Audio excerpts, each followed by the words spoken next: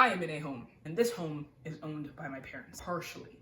The other part of the home, majority of the home, is owned by the bank. All thanks to this beautiful debt instrument called a mortgage.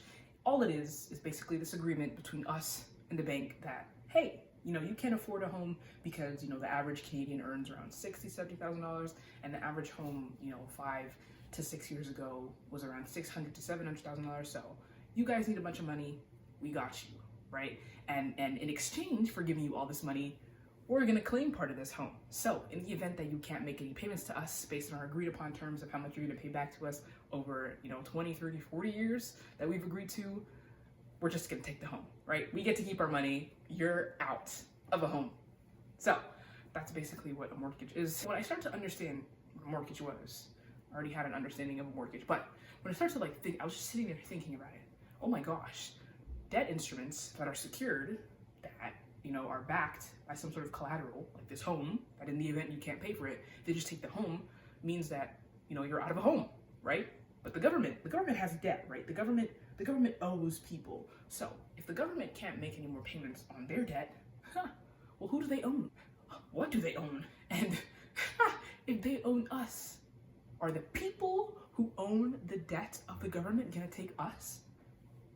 So in this video, I'm literally just gonna spend, 10, 15 minutes basically telling my very uneducated, non-finance version of myself to just shut up. And if you think that the government is also, and I say the government as in the US government is in any place to have their debt default, well, hopefully after this video, you think otherwise. And if you don't think otherwise, I'd love to know why.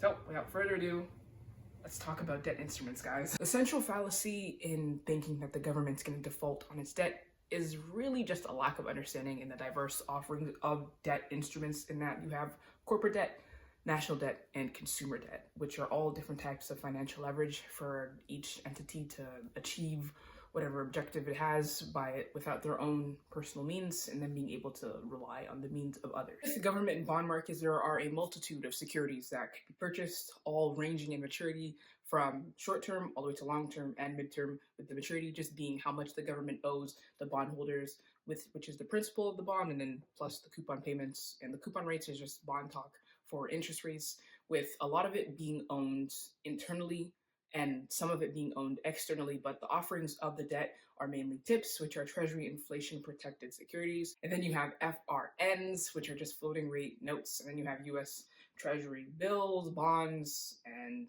notes.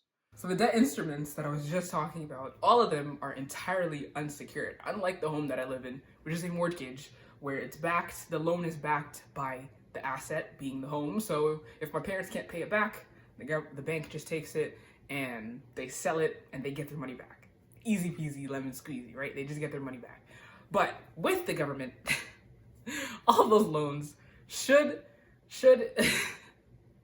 all those loans are backed by the full faith and credit of the strength in the US economy.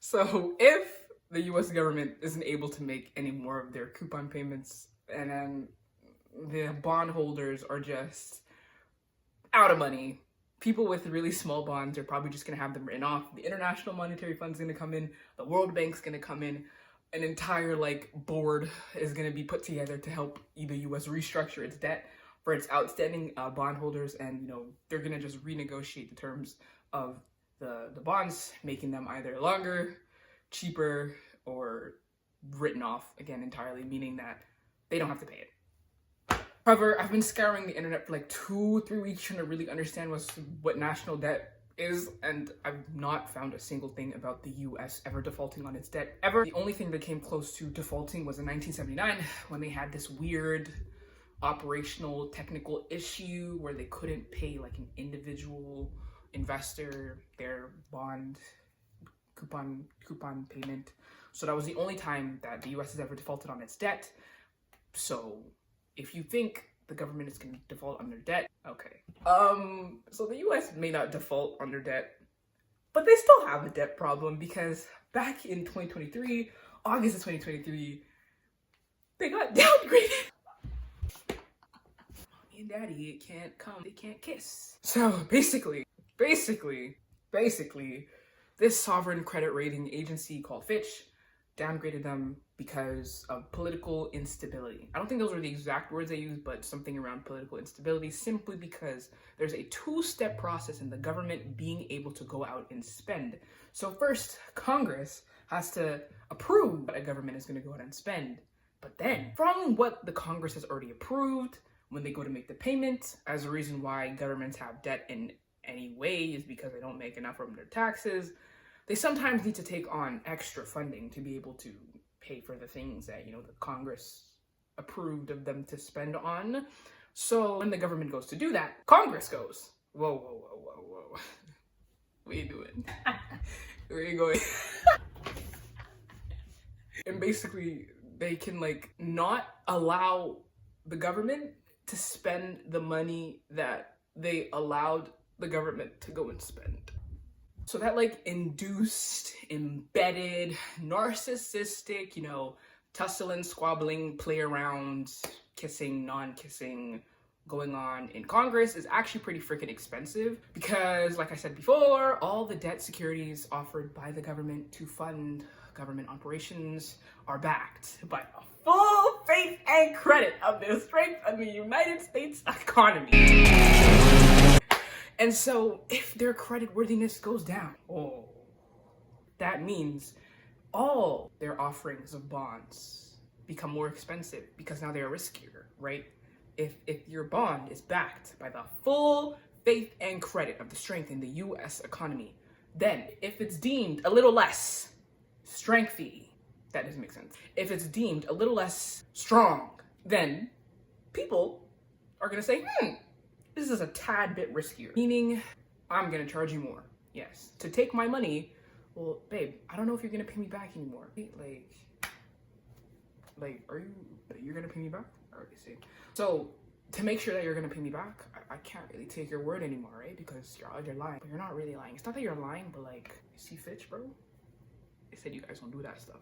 Yeah? So we're gonna have to, dog, I need to charge you more. Get me? When they go and they charge them more, they already can't afford their operations. They have to take out debt to pay for the rest of the debt. A lot of this defaults, government defaulting on their debt talk is really just Congress not allowing the government to spend more money than they're already spending, where it becomes illegal for the government to continue spending. But it's not even the government spending to fund the operations of its country. It's the government trying to afford its interest payments. So the more debt you take out to afford your existing debt makes you a lot riskier of someone to lend money to. And so to compensate for how risky of a lender you are, if you were to take out more debt, that debt is now a lot more expensive. So you would be paying a lot more in interest and less in paying down the principal of the debt. And because you already can't afford anything, your debt that exists, to afford the interest on the new bonds, you would likely have to take out more debt to pay for the debt you can't afford, which is also expensive because you're very risky, because the coupon rates are incredibly high. Yeah. Before I end the video off, I don't want it to be all doom and gloom, like I'm out here mocking the US. Actual good stuff happened, for real, back in the old days, 1835, there was this president, his name was Andrew Jackson, but a bad boy. You know what he did? He's yo, I don't want any more debt for America. So he sold state land.